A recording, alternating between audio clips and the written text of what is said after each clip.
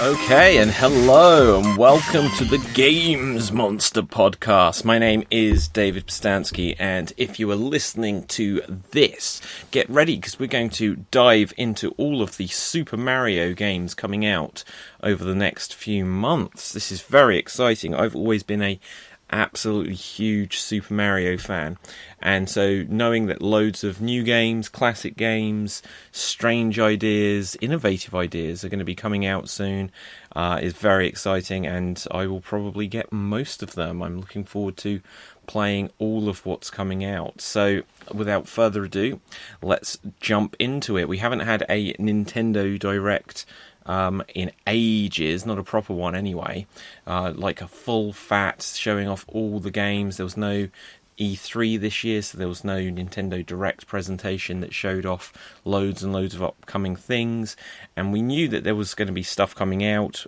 You know, of course, with the pandemic being a situation that it was, some things may have been delayed. But getting to like when it's September, if we still don't know what's coming out for the holidays, what's coming out for Christmas, the big release, that was going to be a concern. But now we've got some ideas of some heavy hitters that Nintendo are putting out there. So there's going to be, in literally just as I'm speaking now, in about 10 days' time, there is going to be Super Mario 3D All-Stars, which I'm really, really excited about. And there's a couple of points about it which I'll get into shortly, which perhaps aren't exactly the best it could have been, but you know, it's still a very exciting proposal to have Super Mario 3D All-Stars. Then there's going to be, before the end of the year, there's going to be Mario Kart Live Home Circuit. And this is the craziest idea. Like, I desperately want this, but I'm wondering if it's going to be one of these things where I get it and it becomes my least played Mario Kart ever. Well, I say that, there's the mobile one. I really couldn't get very much into that, so I'd have to play it a very short amount of time for it to not be played as much as the mobile game.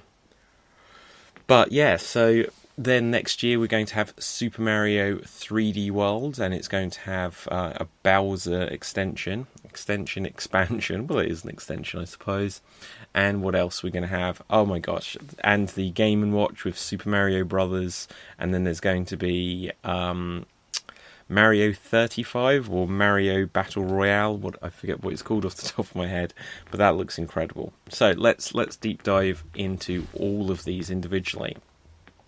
We're going to start off with the Super Mario Game & Watch. The Game & Watch that they're going to put out is very special looking. Now, obviously, going back about 3 or 4 years now, they released the classic NES Mini, the original Nintendo machine, miniaturized and boosted up with about 50 games on it, 30 games on it, wasn't it? 30 games. And then a year later, they put out the Super Nintendo Classic Mini, which had 21 games on it. And that was very exciting just because it had the debut of Star Fox 2. Star Fox 2, that was really, really exciting. Just because it was a chance to get something that had never come out back in the day. But let's have a look what they've done. We were all expecting them to release a perhaps N64 Mini next, and they didn't do it, and perhaps that was because now the Switch was out. Because if you remember back, when the Nintendo Classic Mini came out, it was in the time when the Wii U was still a thing. And it was like, well, the Wii U is kind of dying, so what can we release big for Christmas? I think it was the year when Paper Mario Color Splash came out, and it's like, well, yeah, I guess that's a game. I guess that's something still for a Nintendo fan to buy that Christmas. But other than that, it was down to the Nintendo Classic Mini to kind of bear the Nintendo weight as the hot seller for that Christmas. And my gosh, was it? What a hot seller it really was. But a year later, the Switch was already out. So when they announced that there would be the Super Nintendo Classic Mini, people were like, couldn't you just put these games on the Nintendo Switch? Which eventually we know they did. When they came out with a Nintendo Switch Online, they put out all of the Netflix of games of Nintendo Entertainment System games, so it kind of made the classic NES a little bit of a moot thing to own. And then releasing the Super Nintendo Classic Mini, they'd already announced for the Switch Online that there would be the Super Nintendo games on it. They just delayed them clearly so that they could sell the Super Nintendo Classic Mini.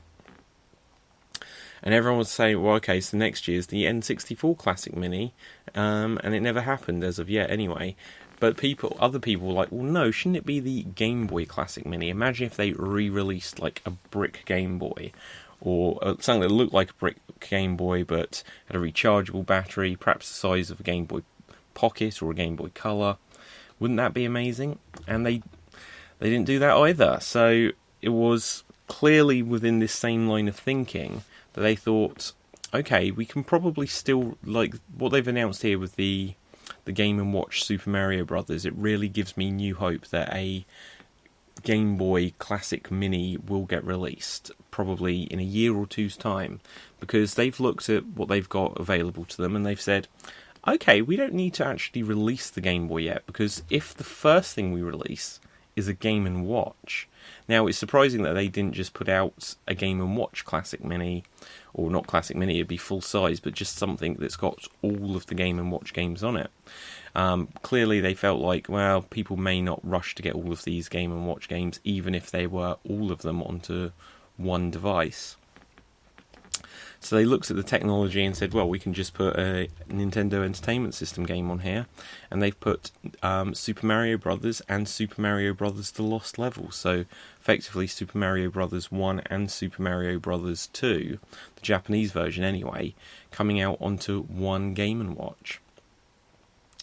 And that's extraordinary, that because it will seem like wizardry, the fact that they've got an NES game running on a Game & Watch, but clearly it's not a Game & Watch in the same sense as the original was. It's got an updated screen, which is just like a screen you'd get on a Nintendo DS or a Switch itself. And they're making it so that you can have the original Super Mario Brothers on it. Now, the thing with this, they then put, I think, Ball on it, the original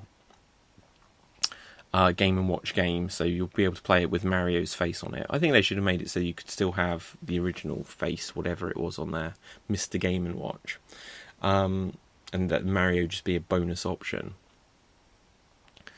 But just the idea that they're releasing this gives me the thought that, okay, later on they're going to put out a Legend of Zelda Game & Watch, and it will have another Game & Watch game bundled in, and it might have Zelda and Zelda 2, or maybe it will just be Zelda. But anyway, later on they will probably then re-release a Game Boy Classic Mini, but they're saying, okay, we don't need to skip to the Game Boy, we can release some Game & Watches first. Game & Watches? That sounds wrong when you say that, but they'll probably release some Game & Watch first, and then later on they will put out a Game Boy. If they'd put out the Game Boy first, they couldn't really go back and release a Game & Watch. So this is very clever to put it out bit at a time like this. And also, because it seems like extra value that you're getting a couple of NES games on a Game & Watch, it seems great value. But this thing is almost as expensive as the NES Classic Mini, which had like 30 games on it. But because it's been a while, people will just be like, oh, this is exciting, and then they can eke this out for a little bit, and then get to releasing a Game Boy with 20 games on it, and then they can release then the N64 later on, if they ever do that at all. So, that's that, and I'm really excited to get the Game & Watch. But next up, let's talk about Super Mario 35. So anyone who's played Tetris 99, this seems a very similar concept. That you're playing a classic NES game, so Tetris, or Super Mario Brothers in this sense, and on the screen around the edges, because it's going to be in the old like non-widescreen format, you see that there's loads of other screens that you get a view of. And on Tetris, if you do well, then it sends blocks that you've got rid of onto someone else's screen. Whereas this, if you do well, it will send Goombas and Piranha Plants and Koopas and Koopalings and Spiners and all those other Mario bad guys onto someone else's screen, and likewise they will send it onto yours. I love on the announcement video when the guy's like, and back to you. I'm not sure if I'm quoting that properly for you to be able to remember what I'm talking about, but he's like, so you can send things to other people, but also they can send things back to you, or whatever he says. It was a very weird delivery. But I think this looks great, and it's such a shame that they're saying that it's only going to be available to play for a limited time, because I think this is going to be a game that people go crazy for. And I don't like this idea. It's something we'll speak a little bit more about shortly. The idea of limited releases on things, putting a time limit on things. That's look at that. It says arrives 1st of October and only be playable until the 31st of March. Which is very odd. Very odd. Why would you limit something like that? Because people are going to perhaps not want to get into it. Now, they know that online games will tail off, but Tetris 99 certainly hasn't. So why limit the potential to grow an audience who play Super Mario 35? But that looks like it's going to be great fun. It's going to be classic Mario gameplay, and it's just going to get hectic with 35 people all trying to win at the same time. But let's talk about the big hitters. So Super Mario 3D World, which was such a fun game on the Wii U. It's amazing, when it originally came out, everyone was super disappointed with the announcement of it, at least. The Wii U wasn't doing the greatest, and everyone was hoping that there would be like Super Mario 64 2, Super Mario Galaxy 3, or something like this, just to really save the Wii U. But instead, they gave us a sequel to the 3DS Mario game, which everyone loved, but then everyone was disappointed to see that that was the direction they were going on the Wii U, because the 3D Land game on the 3DS felt a little bit like, oh wow, this is a 3D Mario game on the 3DS, so that's great. We haven't had something like this on a handheld before. But it also was in the direction of, we're keeping some of the mechanics of the 2D Marios, and everyone was cool with that. But when they were then saying that that was what they were doing with the main console on the Wii U, it felt like a backstep compared to what they'd done with Super Mario Galaxy, Super Mario Sunshine. It felt like, you're just giving us a souped-up 3DS game, which we just got a year ago. So that wasn't perhaps the smartest move, but as soon as it came out, everyone was like, this game is fantastic. And it was fantastic, and it brought back the idea of the 4 characters that you had on Super Mario Bros. 2, which again, during the era of the Wii U, excuse me, perhaps wasn't the smartest thing to do, because Super Mario Bros. 2 was seen as the lesser of the mainline Super Mario Bros. Games, having originally been Doki Doki Panic and then just reskinned as Mario. So Mario Brothers, the original, Super Mario Bros. 3 was seen as like the heavy hitters, and then Mario Brothers 2 in between. People liked it, but they were like, oh yeah, we're waiting for the proper one. Super Mario Brothers 3. Then Super Mario World, imagine that. So for 3D World to take a cue from Mario Brothers 2, didn't excite people as in the way it perhaps could have back in the day. But it was a fantastic game. It's a game which, truthfully, I can say I've got all the way up to like the final challenge, where you have to do like 10 levels or a 10-minute marathon thing, or something that's just so insane. There might even be a time limit. But you only get like one heart, you get one hit, and then you're out. So, I don't know that I'll ever be able to do that on the Wii U. I really need to go back and play it again and get into the controls and get into the timing and everything to be able to challenge that. But because then I get stuck, inevitably I move on to something else, or other things in life get in the way, and then I don't play it for months or a year or two, and then trying to come back to it. Like, I have done so 2 or 3 times, but I've never mastered it. I remember on Super Mario Galaxy 2 when there was this similar Green Star final challenge where you're not allowed to make any mistakes. Like, eventually I did do it, but my god, was it challenging. So, and it's called Bowser's Fury. Bowser's Fury is the additional add-on that they're putting with it, which certainly makes it a more exciting prospect if you already have the Wii U game. But let's talk about Mario Kart Live next. So, Mario Kart Live Home Circuit. This looks amazing. You have an actual Mario Kart go-kart, which you control. Now, they showed it on the trailer where it's on a very hard surface, flat surface, and this kid's racing it around. Now, the interesting thing with this is you've got this actual, tangible, real-life Mario Kart, which you can zip around your room, but you're then looking at the Switch screen. Now, it showed people watching it on a handheld rather than watching it on a TV, but it's an interesting thing that you've got this real thing, but then the focus is obviously going to be watching the screen, whereas... And the reason for that, let me just explain this bit. The reason for that is that it has a camera built in. So you're seeing like a first-person perspective of the actual Mario Kart go-kart that you've got driving around in your actual home. And you create courses like in your actual environment using these arches that they give you just to set up, and then you have to loop around. I suppose for the most part you could loop anywhere. You could drive, as long as you drive like Pilot Wings, so that you go in between the loops, or like Wave Race, if you remember that, in between the loops. I suppose you could cut any corners or drive anywhere.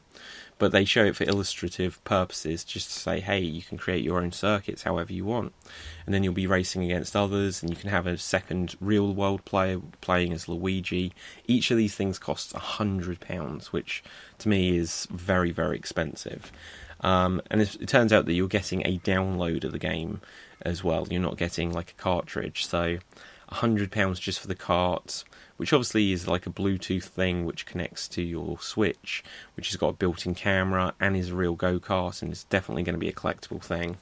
So I can understand why they've put this premium price on it, but I'm sure it could be, if this was £70, well, even that to me sounds like a lot. If this was £60, I think people would accept it. You get a download of the game, it's £60, but whatever. £100 for Mario Kart, or maybe it's £90 if you get it from a good deal. But I would like to see people racing these and not even looking at their Switches, so that literally you've just got a go-kart and that you're just racing each other. Like you've got Mario, someone else has got Luigi, and you're just racing each other. Now, obviously, the reason you can't do that on their game as they showed is that they have virtual augmented reality Koopalings or Donkey Kong or whatever other characters. I forget who you see in it. I think there was definitely like a Koopa. And so if you just look at the physical cart, you won't see the other bad guys, you won't see the blue shells. And this is an interesting thing. So say you get hit with a blue shell, is something going to happen that makes your cart artificially just stop? So you're pressing accelerator, will something happen that makes it spin on the spot or lose control? So say like someone puts a banana skin or an oil slick, will your go-kart actually just crash? Will it just momentarily pause? How will that work? So there's lots of questions for me about quite how this is going to work, and especially what if you've got a carpet? What if you've got a dog that just, runs in front of you and your go-kart crashes into your dog? But then the Koopa Trooper or Bowser or whoever you're racing, augmented reality, they can just drive through your dog. So I think it definitely puts you at the disadvantage. It'll be really, really interesting to see how much of a full Mario Kart game this is. But also something that's worth noting is this is effectively Mario Kart... Well, I was going to say Mario Kart 9, but is it Mario Kart 10 or 11? Because we had Mario Kart 8 on the Wii U, which then got its deluxe edition, which became the Switch's Mario Kart game, because even though it sold 8 million copies on the Wii U, It's now sold 30 million or whatever copies on the Switch just because not enough people had the Wii U. And so for those 22 million people that didn't have the Wii U version, it's a brand new Mario Kart game. It's not like they felt like, oh, we're just getting a re-release. To them, it's the first time they played Mario Kart 8. So then obviously there was the mobile game, which for the life of me, I forget the name of it off the top of my head. But there was the mobile game, which you could say, well, is that Mario Kart 9? Surely Mario Kart 8 Deluxe doesn't count as Mario Kart 9. So is this one then Mario Kart 9, Mario Kart Live Home Circuit? Or is it Mario Kart 10? Or is it a definite spin-off like the mobile game? Because obviously they don't count the arcade games, because I think there's a couple of Mario Kart arcade games. And when I first saw this trailer, I thought they were actually putting the arcade games onto the Switch, and that was really exciting. Now, it's really exciting what they've done here anyway, but it's not quite the same dealio as if they had put out a just a full-fledged Mario Kart, because this is definitely going to have things where it's not quite full in certain ways, and then probably have some ideas that they might incorporate into future normal Mario Kart games. But it is cool that the Switch has now got its own original Mario Kart game, so that's a good thing. Let's have a look what else I haven't spoken about, because I'm saving it up in the correct order to talk about things. I think there may have been a couple of other little announcements, like that you can play as Mario in Fortnite or something like that. No, I'm kidding. That one absolutely wasn't announced. Don't question or scrutinise that. What are you talking about? You're just making this up. I'm not trying to lie. I'm just having fun. The big one for me was Super Mario 3D All-Stars, which, oh my god, this is something I have wanted for years. Now, let's just say what you do get, and then we'll talk a little bit about perhaps what you don't get, or what we could have got. You get 3 games on this collection. So here was the other thing I forgot. They announced that the day the Direct was, which was a few days ago now, that you could get Super Mario All-Stars for the Super Nintendo as part of the Nintendo Online Netflix of Games style collection for the Super NES. And so with that, you get Super Mario Bros. 1, Super Mario Bros. The Lost Levels, Super Mario Bros. 2, and Super Mario Bros. 3, all remade from the ground up with new graphics. And that was a game I had when I first got a Super Nintendo. We got it with Super Mario All-Stars, and I loved that game. I absolutely loved it. It was just amazing to have 4 Mario games, and it had save features later on when I got a NES, and it was like, oh my god, these graphics are so much worse than on the SNES. Yeah, it's the same games, and you can't save. That was the worst thing. I didn't mind the bad graphics. Not that they're bad graphics. Some people will say they've aged better, but at the time when I'm 10 years old or whatever, to me it was like, oh my god, the graphics are worse on the original NES. But you couldn't save, and for me that was the real kicker. But it was just this amazing idea that they actually remade the games, and to me that's probably the first time that I was aware of a game being remade, and definitely the most exciting example of it. Let's just have a quick look. So then the idea that they would then put out a Super Mario 3D All-Stars, and I like that they're keeping that naming convention that they did for the Super NES, and obviously they re-released it on the Wii, which was super disappointing, because I was hoping when they put it out on the Wii that it would come out Super Mario All-Stars Enhanced, that you'd be able to play it looking like the NES version maybe, and then press a button and make it look like the SNES version, and then press a button and maybe even make it look like the Wii game, that just new Super Mario Bros. Which had just come out. Now, obviously, on the original SNES game, you couldn't press a button and make it look like the NES game, but we were in the era during the Wii of, I remember The Secret of Monkey Island and Monkey Island 2 LeChuck's Revenge, having these graphical overhauls which just looked incredible, and you could press a button and it would send it back to the old graphics. And then they did the same thing with the remake of Halo on the 360, so that it had Halo 3 graphics, and you press a button and it suddenly looks like Halo 1 graphics again.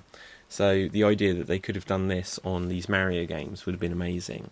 But that isn't something, these graphical filters, they haven't really kept them going. They didn't do it with the Crash Bandicoot or Spyro remakes. And in a sense, I'm pleased that they perhaps haven't done that on those games, just because if you go back again to what I just said, the Monkey Island and Halo games, especially Monkey Island, there was such a low amount of frames of animation on the original game that when they updated the graphics, they still had low frames of animation. And it's like, you could have upped the animation just to make it look like a living cartoon, but it now just looks like a better graphicked, poor frame rate, not that it's necessarily poor frame rate, but low amount of frames of animation version of the old game. So, Super Mario 3D All-Stars gives you Super Mario 64, Super Mario Sunshine, and Super Mario Galaxy. So that's the N64 game, the GameCube Mario game, and then the first Wii Mario game. And that's one of the important things here, that the first Mario Wii game is the way I have to phrase it, because it doesn't have Super Mario Galaxy 2. Now, I'll talk about the slight negatives just to get them out of the way. And for me, as I just said, Super Mario All-Stars on the Super NES had updated graphics, and this one doesn't really. So obviously it's in HD because it's on the Switch, which means that in handheld mode it's going to be like 720p. On your TV it's going to be 1080p, and that's great, and it will look lovely. But to me, if you try playing a standard definition game on a HD TV, it looks rough just because the signal doesn't convert well. So this just, when they say they've put it into HD, all they mean really is they've made it so that the signal converts well, and that it looks not ghastly on a modern TV. It doesn't make it look necessarily better than you remember. Super Mario 64 is still going to have that square, old school style shaped screen, rather than them making the game work with a widescreen. And that even that alone would have, I think, made a lot of people happy, because that is then what they have done with Super Mario Sunshine. Super Mario Sunshine originally came out on the old CRT looking TVs which weren't in widescreen, and they've now made this game so it will be in widescreen, and that's great. And obviously Super Mario Galaxy was in widescreen, this one will be in widescreen. But other than that, with Super Mario Sunshine, I'm not sure that they've done anything to boost the graphics other than making it in HD. So we're not getting any Crash Bandicoot trilogy remastered graphics where it all looks like it's been remade from the ground up. No, this is closer to what we'd get back in the day on the Xbox 360, when they'd give us perhaps Banjo-Kazooie, and it's like, oh, it still looks like an N64 game, but it's a bit updated. Perhaps when I think about it, it's not even as far as that, but still, it's Super Mario 64. Whilst everyone would love this to have been something that's got Super Mario Odyssey graphics, plus all of the extras and extra characters from Super Mario 64 DS that came out back in the day. Because imagine that, if it got Super Mario 64 DS, but the graphics looked like modern, and if everyone played Super Mario 64 DS, they'll know that the controls with the D-pad sucked. So if it got these extras and extra characters and 30 extra stars and mini games and stuff, people would have been super excited, just because it would have felt like, oh my god, this is the ultimate version of Super Mario 64. But no, unfortunately, it is just Super Mario 64. I had the slight wonderance, the slight suspicion, perhaps was it that there was the pandemic and they were like, look, we need to cut a corner if we're going to get this thing out. And there's a couple of ways where they may have cut a corner. Maybe Super Mario 64 was going to be remade and they said, look, let's just concentrate on getting everything else done, and we'll just put the original version of Super Mario 64 on there. Perhaps Super Mario Galaxy 2 was going to be in this package, which is the bigger mission I'll get to in a moment. And they decided, look, We'll just do something else with that later. Let's just concentrate on these 3 games. It'll still be a great package, and it is, But the fact that there's not been tons of graphical overhauls, no bonus features, no bonus levels, or things like we got. Not that there were bonus levels in Super Mario All Stars on the SNES, but it was like the graphical overhaul that we were hoping from an All-Stars idea, because that's what we'd all got in our minds. Then obviously Super Mario All-Stars on the SNES had 4 games, this has 3, and there is an obvious omission. Now if they wanted to do the full package, this should have had Mario 64, Mario Sunshine, Mario Galaxy 2, and then perhaps Super Mario 3D Land and Super Mario 3D World. Now as I mentioned earlier, they announced Super Mario 3D World would be coming out on the Switch early next year, and that was a Wii U release, so just like we got Super Mario Brothers U re-released for the Switch, and Mario Kart 8 Deluxe and stuff like this, they're going to be releasing Super Mario 3D World onto the Switch. It's interesting that they don't call it Deluxe. That is an interesting thing, because after Mario Kart 8 Deluxe and Mario Brothers U Deluxe, for it to not be Super Mario 3D World Deluxe, but just Super Mario 3D World plus Bowser's Fury, it shows that perhaps they think, well, probably most people didn't play this on the Wii U, so we can just pretend it's a brand new game. So that's crafty of them to do. But for there to be no Super Mario Galaxy, because in fact, okay, so let's break this down. I'm thinking off the top of my head here. If they had announced that you could get Super Mario 3D All-Stars 1, and it would be Super Mario 64, Super Mario Sunshine, and Super Mario Galaxy, but with the promise that in a year's time we would do Super Mario 3D All-Stars 2 with Super Mario Galaxy 2, Super Mario 3D Land, and Super Mario 3D World, everyone would have been like, yeah, that makes sense. The original Super Mario All-Stars was 4 games, and so we can't expect them to give us 6 3D Mario games, so they're splitting it into 2 collections of 2. Super Mario 64, Sunshine and Galaxy, and then Galaxy 2, 3D Land and 3D World. But they've definitely broken that idea, because they're putting out 3D World as its own thing, which again makes sense because it was a full-fledged Wii U release. So they could still put out Super Mario Galaxy 2 and Super Mario 3D Land, and hopefully that one would have some sort of HD graphics, higher res graphics, redone graphics of some description. But that's just 2 games, and it feels like it should have one more just for the collection to be complete. And there isn't one, so unless they would say, well, this is Super Mario All-Stars 3 or something like that, which then wouldn't be, because this one isn't Super Mario All-Stars 2, it's Super Mario 3D All-Stars. So how would that work? It would have to be, well, they could just say Super Mario All-Stars 3, and on it they could feature Super Mario Galaxy 2, Super Mario 3D Land, New Super Mario Brothers, New Super Mario Brothers 2, New Super Mario Brothers Wii. That'd be 5 games, and again, that's a lot more than 3. But because there's then 3 2D Mario games, that might make sense. That might work. But we'll have to see. So, but anyway, let's talk about not the negatives or what there isn't or what there could have been or should have been. Enough of the woulda, shoulda, coulda stuff. Let's talk about what there is. Super Mario 64 is one of the games I have replayed the most. I played it over and over again on the N64. It would always take me about 2 or 3 days, a few sessions of playing it to get all the way through. But it was a game where you really felt like the 15 main levels, you could learn them all, and they got different features, different characteristics, different feels, with the different music and baddies and themes, whether it's lava or sand or water or ice or what have you. It was such a fun game. It's a game that I've got incredible nostalgia for. I obviously got the Super Mario 64 DS that I just mentioned, but I've never seen that all the way through.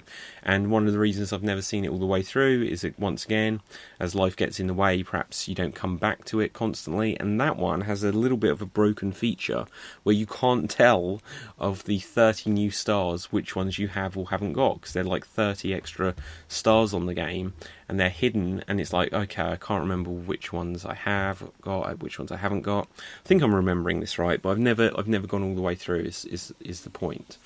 And also with that version, and this is perhaps why it wouldn't have been ideal just to make that the remade version that I proposed earlier on this Switch release, is that playing as Yoshi, playing as Wario, I always say Wario, like Mario, I don't say Wario, I say Wario, it's weird, but playing as Wario and playing as Luigi, they've got different characteristics, and the thing that bugged me is that you'd get Metal Mario, Flying Mario, and Walk Through Walls Mario, whatever, Invisible Mario on the original game, and they split those up amongst the different characters on the DS remake. So I think Wario was the one that could turn metal, Luigi could perhaps turn invisible and walk through things, and then Mario was the one that could get the wing cap and fly. And then Yoshi, I can't remember what the thing was with Yoshi, maybe it's just that he could use his tongue, but you started the game playing as Yoshi, and that was bonkers. But anyway, so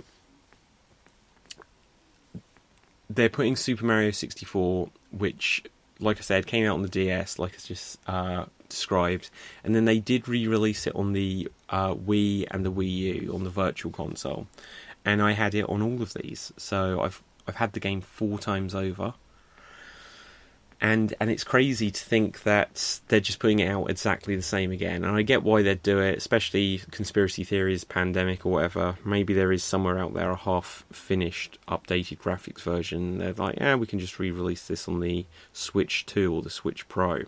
Interestingly, this release is only going to be out for a limited time, but we'll speak a little bit more about that in a moment. But it's just one of the best games, and it's a 3D game where, imagine if they'd just updated the camera on this so that you use the right stick just to edge the camera, whereas it's still going to do that ka-chunk, ka-chunk, ka-chunk, move around in like 15 degrees at a time or 30 degrees at a time, rather than just being able to edge the camera slightly, unless they haven't shown that that's a quality of life improvement that maybe they have added. The big one for a lot of people on this release is Super Mario Sunshine, just because it was the Mario game that came out on the GameCube, and whilst you have been able to get Mario 64 on the N64, on the DS, on the Wii, on the Wii U, they haven't ever actually re-released Super Mario Sunshine before. The slight interesting thing is, obviously it was a GameCube game, which means that it came out about 2002, and you could play a GameCube game disc on the Wii. So if you had the GameCube game, or if you could get the GameCube game, you could play it on the Wii, which came out in 2006, and there was still like Just Dance come out on the Wii last year in 2019. So that's 14 years later, there's still support for the Wii, and even though it might be hard to get a copy of Super Mario Sunshine, it just shows that the Wii was such a long spanning console that realistically some people have still got their Wiis out, and that you can still play Super Mario Sunshine using a GameCube controller to this day. And it's going to be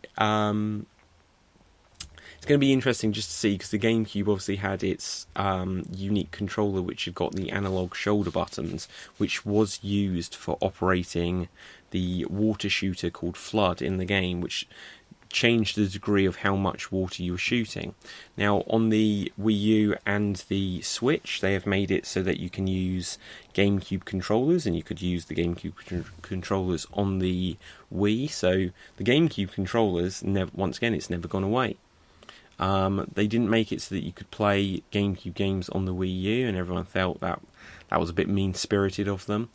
And perhaps the Wii U would have done better if they were like 3 generations of Nintendo consoles in one package. But anyway, let's not get into that.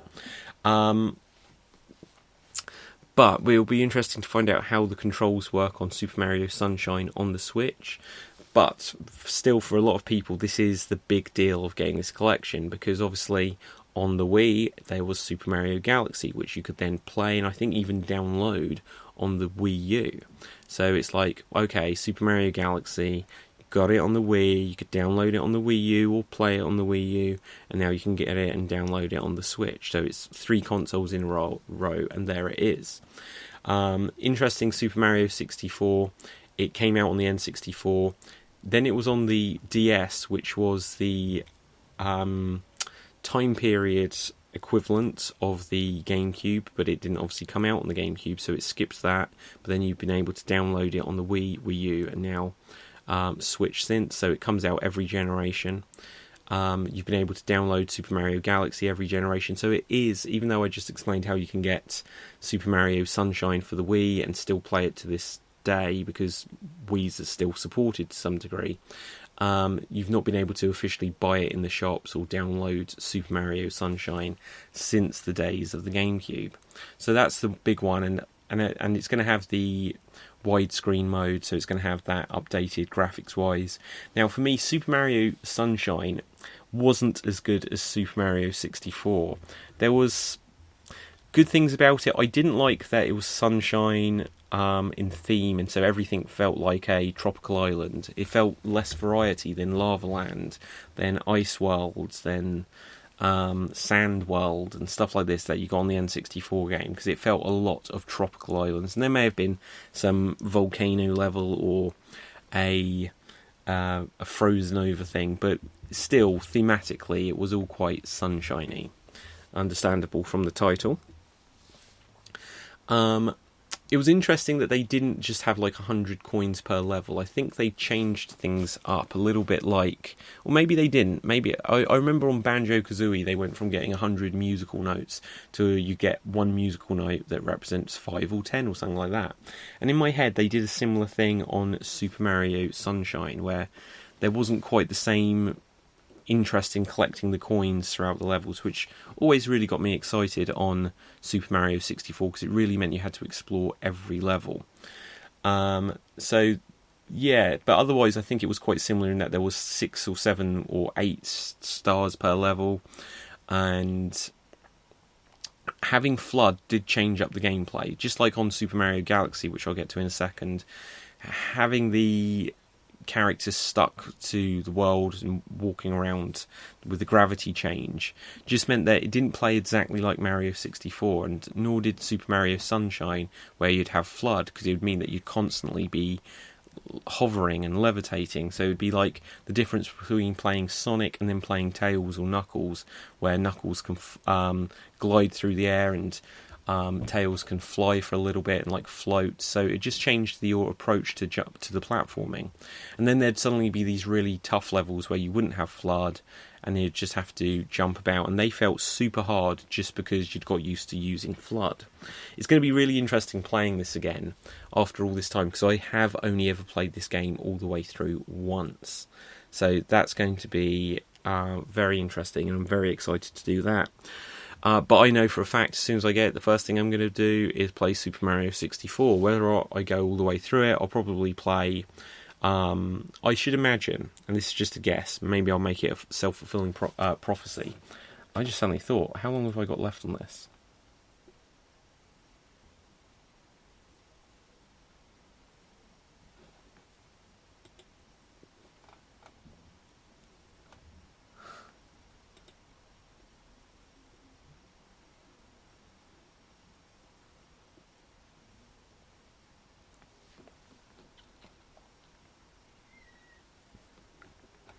Hello. Okay, I'm still going. Sorry about that. There was like a glitch on the screen. I'm just trying to check. I've got to wrap this up because I was just looking at the timing. Everyone wondered what the hell had happened there. It says time's running out. So in the future, I'm going to make it so that I can make these podcasts longer. But we're going to have Super Mario Galaxy, which I didn't get on as well with until I got Super Mario Galaxy 2, which I still feel is a better game. But the gravity thing felt weird to me on that one. I'm gonna do a part 2 on this, just because there's still so much to cover.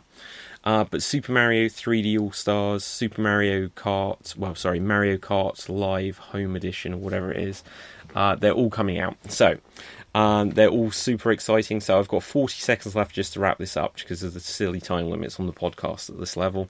But my name is David Pstansky. I hope you've enjoyed the Games Monster podcast. We're going to have loads more podcasts coming out.